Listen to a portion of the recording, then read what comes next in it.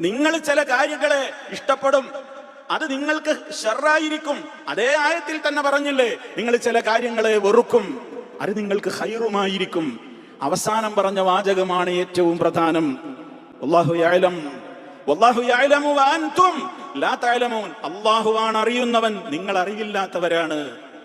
എനിക്കിപ്പോ കിട്ടിയ ചില കാര്യങ്ങളിൽ ഞാൻ വല്ലാതെ അമിതാഹ്ലാദത്തിലാണോ? വേണ്ട, അമിതമായി ആഹ്ലാദിക്കണ്ട. ഇക്കിട്ടിയ നിഅമത്തായിരിക്കും നിന്നെ നശിപ്പിക്കുക ഭാവിയിൽ. ഇപ്പൊ വലിയ സങ്കടത്തിലാണോ? പലതും കമ്മിയാണ്, കുറവാണ്, ഇല്ലല്ലോ, പരാതിയാണോ, പരിഭവങ്ങളാണോ? വിഷമിക്കണ്ട.